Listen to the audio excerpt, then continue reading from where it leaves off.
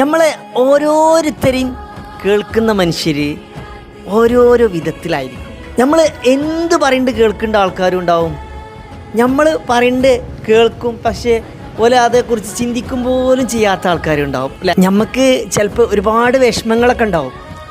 നമ്മളെ ചിലപ്പോൾ നമ്മൾ പറയുന്നത് കേൾക്കേണ്ട ആൾ നമ്മളതൊക്കെ കേട്ടുകണ്ട് നമ്മളോട് പറയും അതൊക്കെ ശരിയാവുന്നു.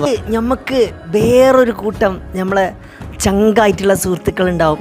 നമ്മളെ വിഷമം മനസ്സിലാക്കി, നമ്മളാ വിഷമത്തിൻ്റെ ഒപ്പം നമ്മൾ മനസ്സിലാക്കി, നമ്മളെ സങ്കടത്തിനെ മനസ്സിലാക്കി, നമ്മളെ കരച്ചിലിനെ മനസ്സിലാക്കി, നമുക്ക് അതിനൊരു സ്പേസ് തന്നിട്ട് ആ ചങ്ക് നമ്മൾ എത്ര പൊട്ടിത്തെറിച്ചാലും നമ്മളെ മനസ്സിലാക്കാനുള്ളൊരു കഴിവ് ആ ചങ്കിനുണ്ടാവും. എന്നാലോ ഓലടുത്ത് നമുക്ക് തരാൻ ഒരു പരിഹാരമോ അല്ലെങ്കിൽ ഒരു ആശ്വാസമോ ഒന്നും ഉണ്ടാവില്ല. പക്ഷേ ഓലെ ആ ഒരു നമ്മളോടുള്ള ഒരു ബന്ധമുണ്ടല്ലോ, നമ്മളെ മനസ്സിലാക്കിയതിനോടുള്ളൊരു ബന്ധമുണ്ടല്ലോ. ഈ കാലത്ത് നമ്മളെ കേൾക്കാൻ എല്ലാവർക്കും പറ്റും. പക്ഷേ നമ്മൾ വീണ്ടും വീണ്ടും വന്നിട്ട് ഒരു മനുഷ്യനോട് നമ്മളെ സങ്കടം പറയുമ്പോൾ അയാൾ കേൾക്കുന്നുണ്ടെങ്കിൽ ആ കേൾക്കാൻ അയാൾ നമ്മളെ കാണിക്കുന്ന മനസ്സുണ്ടല്ലോ, അങ്ങനത്തെ ഒരു മനസ്സുണ്ടെങ്കിൽ, ഉള്ളൊരു ചങ്കുണ്ടെങ്കിൽ അതാണ് ഇന്നത്തെ ലോകത്ത് ഏറ്റവും വലിയ ആശ്വാസം.